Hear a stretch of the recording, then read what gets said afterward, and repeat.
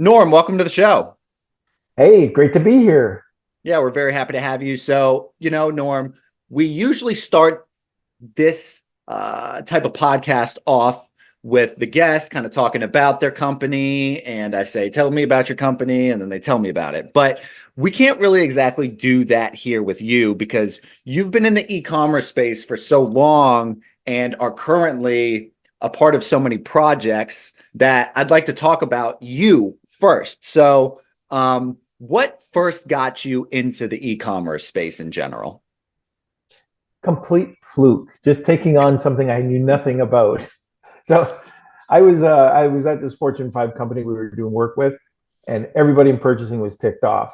So I ended up going out to lunch with the VP. So what's going on? This is our non-contracted suppliers are ticked because we're paying them 240 days out. And so by the end of lunch, I said, I could do that. Give me 90 days because I get paid 30. Give me 90 days and I'll pay them and pay me 5%.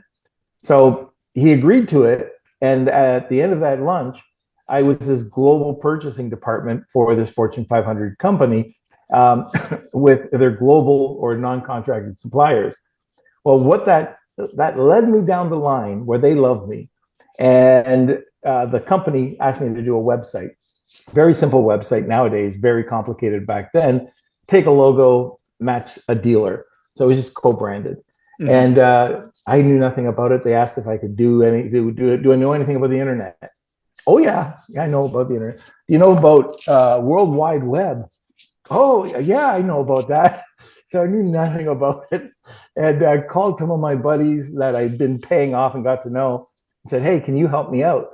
And these guys were in India. They put up everything. When it launched, all of a sudden, all these other Fortune 5s and just people out of the woodwork came out and asked me to do their web work. So that's how I got started. That's amazing. I mean, it sounds like you totally stumbled into it. I absolutely.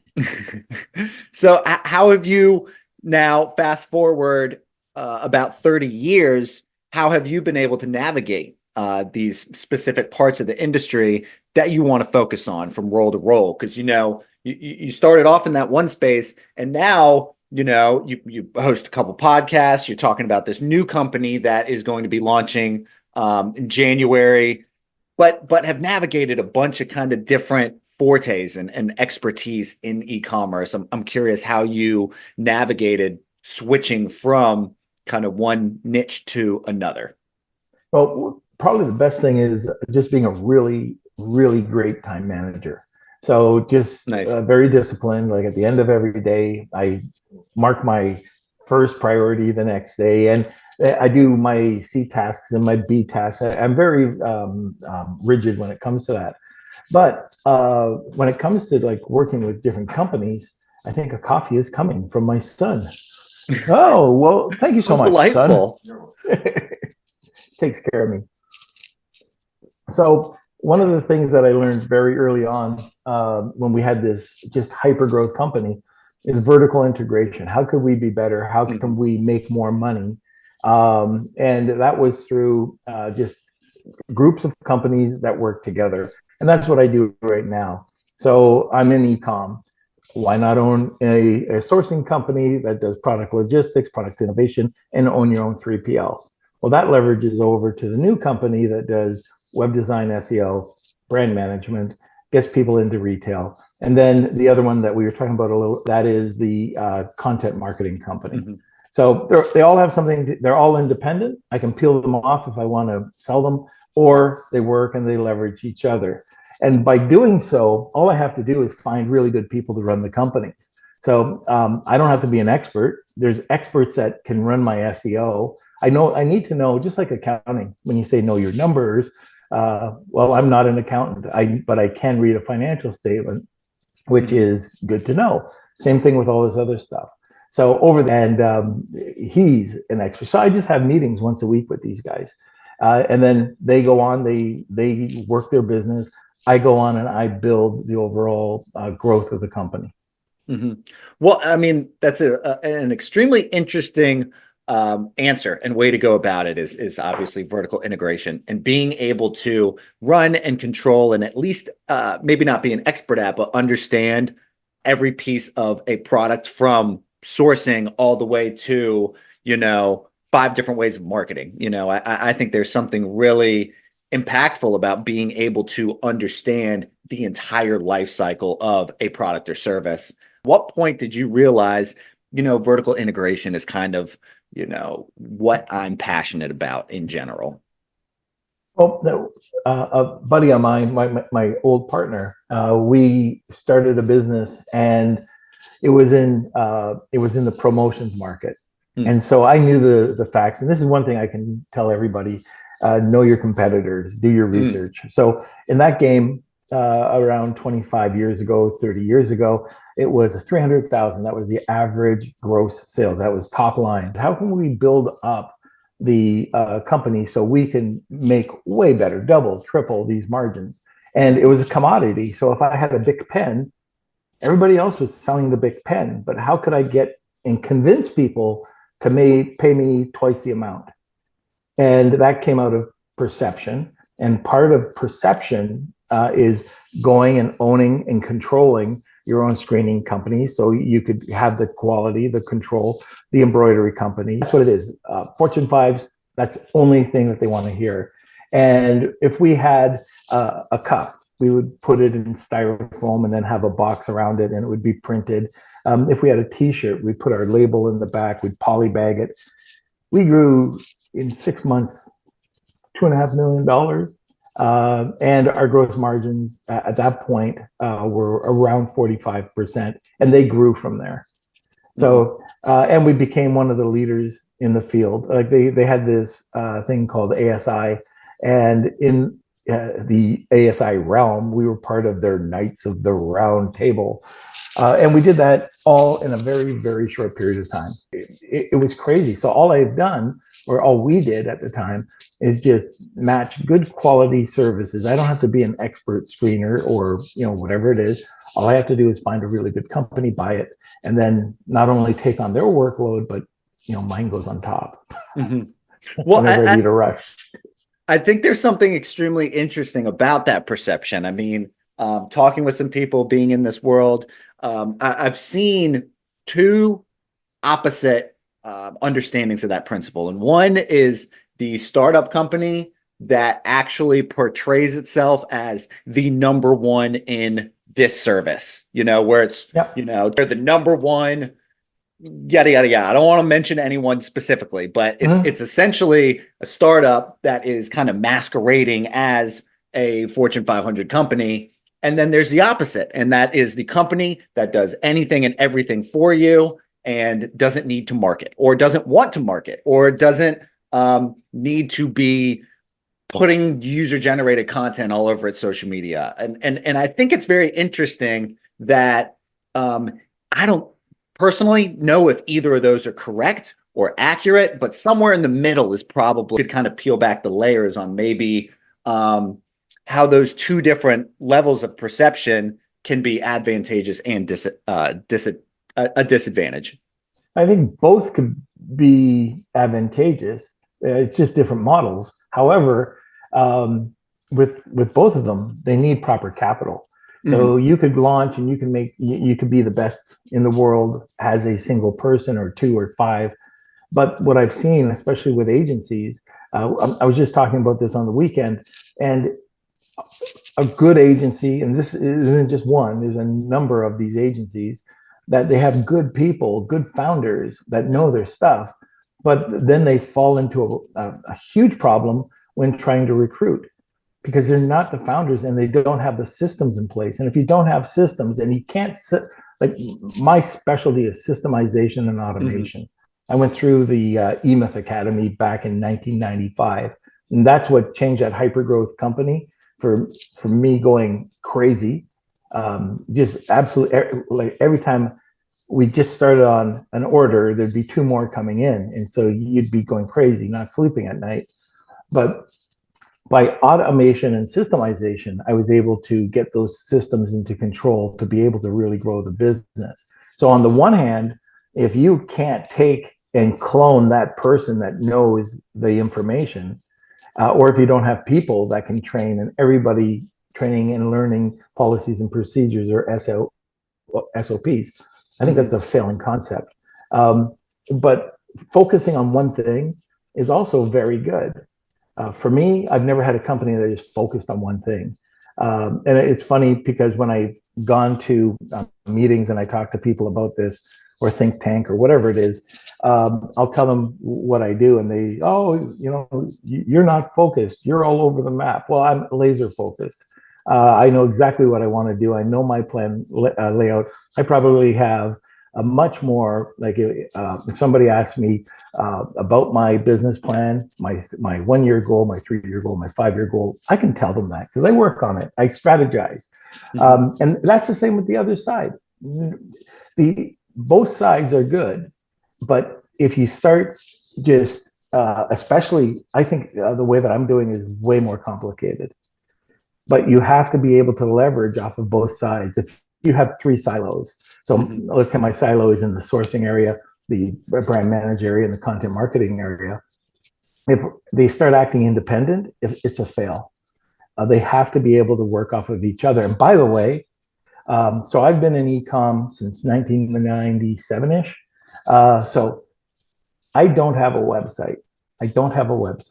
Now, you've seen the one for the content marketing, but for my brand business, the old company was called AMZ.club. The people that come and they ask about AMZ.club, how did they find me? It's word of mouth. And I am changing that, by the way, with the new company that's launching. But hey, I just took on the business I needed, and we grew it. And believe me, there was some very good 8-figure companies that we grew from 0 to 8 figures using these techniques. And but anyway, they found me. They asked me. They were starting up, or they were a mid-sized brand wanting to go to the next level. They heard me on a podcast, or they listened to my podcast, and that was my marketing strategy. So it was kind of cool having an e-commerce company with some people call it stupid, but I had enough business. I was comfortable. And if I wanted to launch it, we did have, I can show you a site right now ready to go, if we ever needed it. So that's the other thing too. When you take a look at risk, if you've got the answers to, if a problem comes up or hurdle comes up, and you can implement it, how fast can you implement it to get over that hurdle? So we have these playbooks in our system where, okay, if this happens during an Amazon launch, there's a suspension. This is what you do. We have our website. It's on Figma. We're ready to go. But those are certain things that you have to make sure that you're prepared for as well. Well, I'd love to talk about AMZ Club because in reality, you pivoted pretty hard into the Amazon space around that time. I think there was another company beyond AMZ. Oh no, that was a mastermind. It was called AMZ and Beyond. There you go. Okay, so around a similar time period, you pivoted hard into the Amazon space. I'm curious what convinced you at that time that was worth putting a lot of time and intent and energy into. Because you just explained, other people might say you're unfocused. You say laser focused. This is the goal. I'm going to attack it from all angles. I see that. I understand that. So I'm curious why that was the move at that time. So my family had so my father, my brother, and I went over. We had a plant here. It was a manufacturing plant. Went over to Taiwan at the time and opened up 2 other plants there. So we had a general manager over there, and they were doing everything for us. And then fulfillment and specialty manufacturing. So specialty packaging kind of fell into that realm because we had all this contract manufacturing that we had to package. Well, around that time, a friend of mine just said, "Hey, you want to go to Vegas?" And it was called ASM3. And we went there, we went to this, and we saw a rah-rah session and 2,500 people in the audience. And Sir Richard Branson was speaking, and it was pretty cool. And then over the period of 3 or 4 days, I forget how long it was, uh, there was a network of people that were just off to the left of me, and they started talking. And it was an English doctor that wanted to specialize in what he does. He wanted nothing to do with Amazon. He wanted nothing to do with Facebook. He was a deer in the headlights when we started talking external marketing. Now, I know enough about external marketing to be dangerous. I sub that all out. So one thing caught my eye, caught my ear, and it was if I could only beat the S&P. So I went over to him and I said, "Sorry, I didn't mean to eavesdrop, but I can beat the S&P." And he went, "Really?" And I went, "Yeah." About a week or two later, I just told him, "You sit back, you do your thing. I'll find your product. You don't even know what it is. I'll find your product. So I'll find the product opportunity. I'll present 10 to you. I'll find you the packaging. I'll build your brand. I'll launch it on Amazon. I'll build the SOPs for you. You just sit there." And we did. And we launched two brands. One was a supplement company and one was a toy company. And he had no clue what we were going to be, like the logo, the brand name, the anything. And so that was the first time on Amazon. And then I built out my own brand. Mm. That's a hell of a way to get into that space. Yeah, that's you jump in 2 feet. And I'm noticing a trend now, Norm. um, and we could talk all day about, your various roles, Yeah. as we've mentioned, but one that interests me most, kind of due to its uniqueness. I talk with a lot of people and I hear a lot about, brands, marketing, SEO, Amazon, yada, yada, yada. But the one that I thought that was pretty interesting is, PR Reach, which is now Netfluence. Can you tell me a little bit about that company? Yeah, so back in the day, and I'm talking, 15 years ago, video, well, first of all, press releases, I've always used press releases for 20 plus years. They work, they're great, they build authority. So I always say authority equals trust equals sales.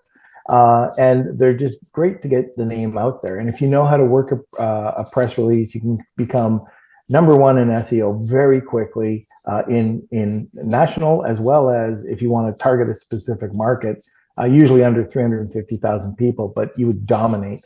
So I started using this, and then I heard about this company that was adding video. So it allows you now not only to have video, but you can post the video on YouTube. You can put it into your in the news section on your websites, and complete fluke. I got stuck in San Diego, and my friend said, "Oh, let's go over to my buddy's office." He was late. I did my podcast from there, and then the guy walks in, and we're just walking out the door. I'm going, is that a PR company? Is that a video PR company? And he goes, "Yep." And I just said, "Can I buy it?" And I did. And then we went on, and now this PR Reach has now evolved into Netfluence, because we're bringing in a lot more influencer marketing as well. But Netfluence is press releases. If you want a video associated with it, we can do that. Blog articles and influencers. And I think that's fascinating how you one came in on a whim, liked the idea, spent the money, and now it's becoming this thing that is so far from maybe what you bought, honestly. I'm curious. It seems like that is a prime example of you betting on what's going to be popular and kind of reaping the benefits of that, because back when you bought it, depending on the time frame, video wasn't where it is now in terms of its level of importance. I think if you are a company and you are not releasing monthly, weekly, daily, hourly videos, whether it's user generated content or your marketing team, anything and everything that has to do with your brand, it seems like you may have seen where that was coming from over 10 years ago. So my question is, what made you exactly see that value in video as a primary channel for content marketing quicker than others? I think that could be a problem, is that I do see things in the future what they could be. The problem is it's very hard to make money at the beginning of a launch, right? I mean, certain people will say, "Oh, I love it," but it's very few. The percentage is very small. I remember I was involved with a company, so I had a tech incubator back in '97, and this technology, some of the tech you're just seeing explode right now. Mm-hmm. We did our best to market it, and we did. I mean, we didn't do a bad job. It was actually very lucrative. But where you're starting to see double growth, triple growth, quadruple growth right now is with this technology. So one of the things was just a simple fan based HTML that you could have on your outgoing emails. We worked a lot with Microsoft. So if you were using Outlook, I did something with Allen Iverson back in the day where you could basically follow him, like if he was at a game or what the score of the last game was, but it was pumped through this email, or it could be through somebody that wanted, like somebody that was on a concert, where they're going, any updates, and this would be all prompted through email. And we also made it part of, we call it the side deck. And again, working with Microsoft on this, it was a new user experience where it was a fan-based experience where if I wanted to watch Friends, I could watch Friends, I could schedule it, I could go and see private interviews with the cast. And something that was really interesting is that we had the video going off to the side. We did this with two tests, one with the Raiders and one with Friends. And if Chandler was sitting there talking to Phoebe, you could click anything on the table, or you could click on his vest, and that vest would go directly over to LL Bean. So we had that technology way back then. And the latest that was around 2000. 2000? Yeah. That is remarkable. I mean, I feel like I have just seen recently, I think I was talking with someone else about this. Now that Thursday Night Football is on Amazon Prime, the ads come up in between downs, and they have a QR code where you can immediately buy the product that is being promoted in the ad since you're already watching it on Amazon. Yeah. The fact that it's now taken us 23 years just to get there, when what you're developing seems even more lucrative in principle because everyone's watching everything on a smart TV already. It's really fascinating, Norm. Yeah, there was some really great technologies that we ended up developing or working with developers. Again, it was an incubator, so we had these really brilliant minds sitting there. I mean, just another one, just to give you an example, a PDF. So using PDF to digitize music, and not only have the PDF tell the story of the band, but also the have reviews, not reviews, videos of the band. So each song that they made a video of would be embedded into the PDF. No, and that's fascinating because what I hear you say, honestly, is that you could digitize almost like a media kit or a press kit, an electronic press kit for individual songs, individual bands, a lot quicker than having to come in and do it by hand. I've mentioned on the show and in the past that I was in a band, and that was part of my responsibility, was running the website, booking shows, keeping our press kit updated, and shopping that around. If I had access to the technology that you're talking about, it would have probably saved me, 90% of my workload, if I'm being honest. You have this person pop up and say, which route would you like to go to? Boom. Okay. That's going to be at 10:15 to 9:45 or whatever it is. And then we worked with Honda on this as well, where we put everything, all their training was all through interactive, and their testing through interactive hosts, just like what you're seeing now. But this was way back. That is so fascinating. This stuff's wicked interesting to me. And honestly, my next question was, how have you seen this space grow in the last decade since you came onto PR reach or Netfluence, and in general, what I'm hearing you say is the influencer part has kind of taken a lot of dominance onto video. Could you elaborate on that a little bit? Yeah, so video, I remember I was reading an article from Tomlinson, so Influencer Network, and they said that video gets 480% more engagement than just a single image. Now, I don't know if this goes back a couple of years, but if you're not using video right now, why aren't you? And it's so inexpensive to generate. There's all sorts of AI companies that are out there doing it and not doing a bad job of it too, which is really great. So you just put your product in there, ask it to generate whatever background, and now you've got that very like 30-second video. By the way, if you're on Amazon and you don't have a video on your listing, no influencer can market your product. So you're already shooting yourself in the foot. So if you can put it in video on your product listing, then influencers from their influencer network on Amazon can start driving traffic over to you, or the algorithm will. But well, I'm old. What was the question? It was essentially how, the video space has grown in the last decade since you took control of PR Reach, now Netfluence. Yeah, and I don't even think people realize they'll publish, but they don't repurpose. And it drives me crazy when I see that people are using it or they're using it really bad. I mean, there's times and places to use really bad video. It does work, and it's engaging depending on what you want. But if you're not producing a video and releasing it and re-releasing it, I did a content version of content marketing for amazing.com with a guy named Shane Oglow. He ran PR Reach for me, and we showed 125 purposes for one single video. Sure. One. And you get a couple of those, now you've got enough content that you can just be chopping and repurposing, like Zencastr right now.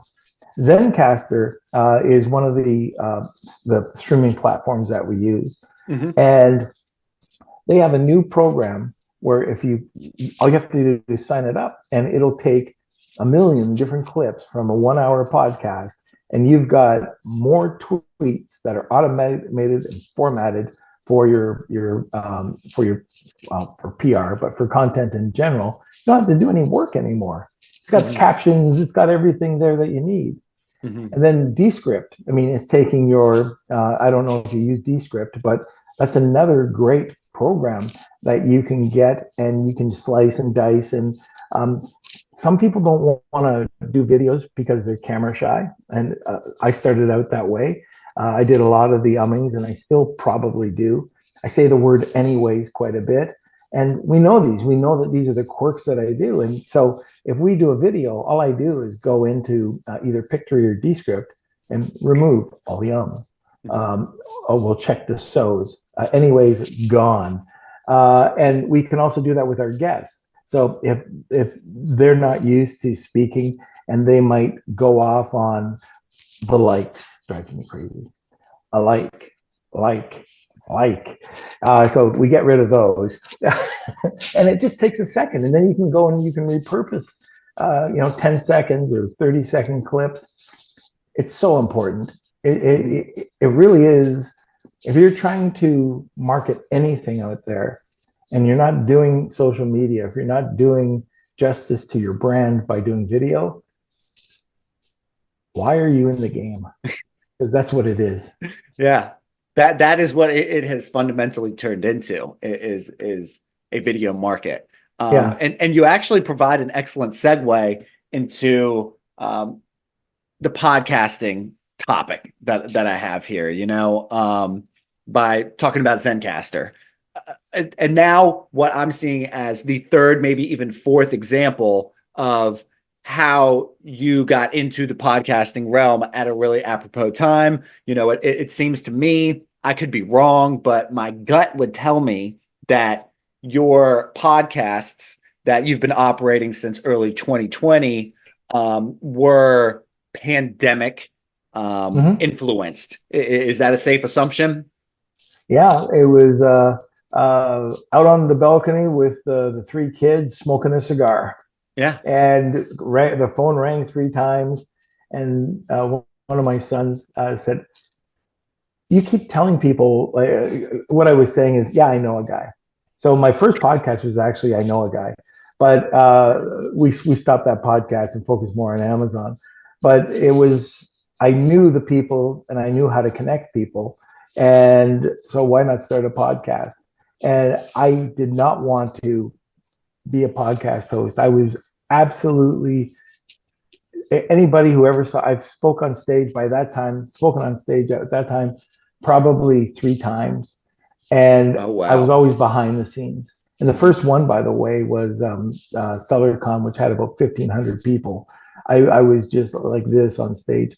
And even on the podcast, if I go on guest podcast or if I did my own, I would be very nervous. So to Mhm. even think about going onto a podcast or having my own was deadly. Mhm. And the first podcast we didn't go off that well. We were late. We couldn't hook up certain things. But I'm glad we did. It definitely was a COVID job, a COVID project, Mhm. and just the podcast alone uh, brings in a lot of leads. But I'll tell you one thing that brings in more leads is newsletters.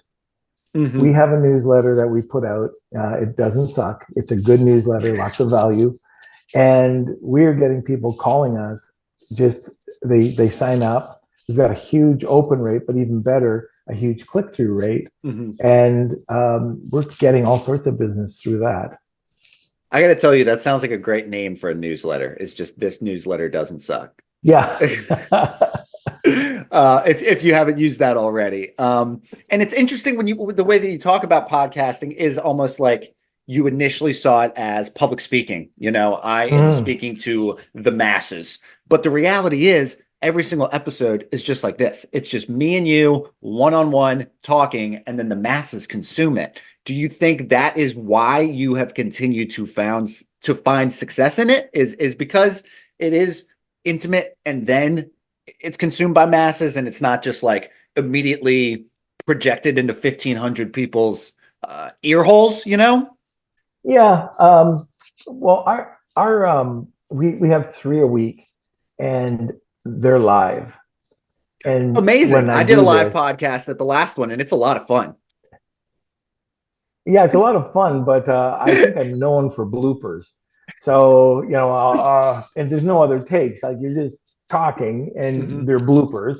So it goes out on Facebook, LinkedIn, and YouTube. So everybody sees it. I used to, I think one of the biggest issues I had was I wanted it to be perfection. And I like perfection in a company, like on time, every time, exactly as you ordered it. But with anything, you've got to give. And I didn't think about that when I was doing the podcast.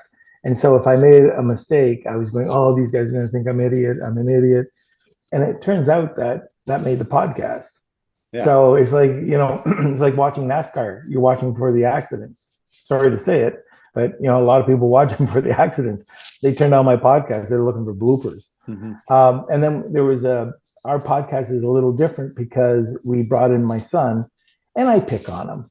I call him the mayor of Blunderville. We go back and forth, and sometimes there's a glitch, and it just there's three people on the podcast, so we very rarely see my son. But for the first part, at the end, and kind of in between, if something doesn't go right, Mhm. I'll be picking on him. But it's just a casual conversation with the guest. And then at the end, we wanted a hook. And so we created this. It wasn't even supposed to be the name of it, but it was called the Wheel of Kelsey. And so the wheel, a guest provides prizes every wheel. We've had up to $50,000 in prizes from a Oh, guest. wow. Yeah. And we've had, $100 in prizes from a guest. We just did our 500, when we did our 500th episode, somebody won around 125 grand in prizes. That is not a bad day. I'll tell you that much. Yeah. Yeah. So that was our uniqueness. And so we have even one guy who contacted us, loved this Wheel of Kelsey. And now he wants to, he has sponsored a live event where we bring Kelsey out in a Velcro suit. He's going to be on the wheel of Kelsey and do a live wheel of Kelsey where I get to spin him.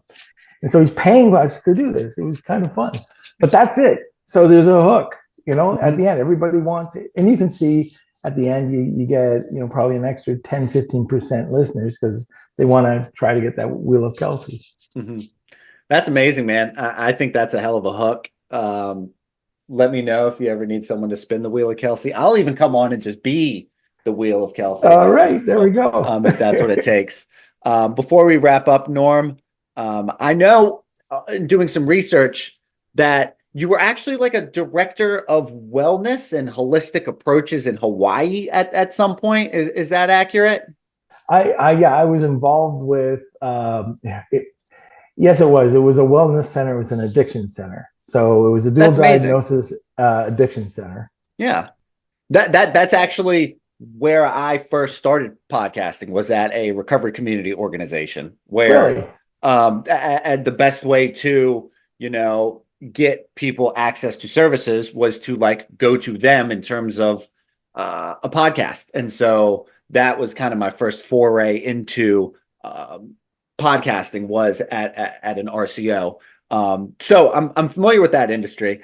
The real reason I was bringing that up is because I usually end every episode about, the harmonious nature that it takes to survive in the e-commerce industry, because you do create your own hours. It can be extremely stressful compared to other industries. So I'm curious, Norm, what are some of your hobbies and interests to help find that balance or that wellness piece that you were referring to? Well, I do work a lot. Mm-hmm. And that's probably a weakness, but also a strength. So I'm always looking and reading. So there's a new venture, newsletters. I find fascinating what you can do with a newsletter. So I'll spend a lot of time just not so much research, but reading it. I like reading great books. I like fictional books. I want to get away from nonfiction at points. I like going for walks with the dog. I'm really, really into photography. So cool. That's my major when I went through college, was film and cinematography. So that was a lot of fun. I like doing that. But also, I'm weird. I like going out and building systems. I like systems. Like I've got a 5-page SOP on how to make a cup of coffee. So that's, the weirdness of Norm Farrar. But one of the other things that I love, if you want to be an entrepreneur, there's resilience. That's one thing. Mm-hmm. But the other way is you have to have a network, a bunch of people that you can, bounce ideas off. I like going to events. My social life is events. I go to a lot. I go to about 2 weeks out of every month. I'm at an event. I meet so many great people. I hang out and we have a cigar night. So usually my buddy Kevin King and I, we have this cigar night, and everybody comes out and we just talk around the well. We call it talking around the bonfire. And sometimes we'll talk business, but what you do is you learn about the person. And when you break bread with somebody, either it's on the table or if somebody's having a drink or a cigar or nothing, but if you're in that community, it's nothing like, it's completely different than just being on a mastermind. And that's what I really love doing. I totally agree with you. I think that's the best way that you could understand someone, or at least begin to understand someone, is over a meal. And I'll be honest with you, Norm, graduating with a film and cinematography major and wanting to create systems, you'd probably be a great unit production manager or just outright producer. I mean, that's essentially what these people do. Yeah. Because that's kind of the industry that I play in when I'm not doing this, is movies, short films, TV, stuff like that. So, but it's been an absolute pleasure, Norm. Good luck to you and your dozens of obligations and companies. I look forward to hopefully checking back with you maybe in a year or so. That would be excellent, Alex. I had a great time today too. Yeah. Until next time, Norm.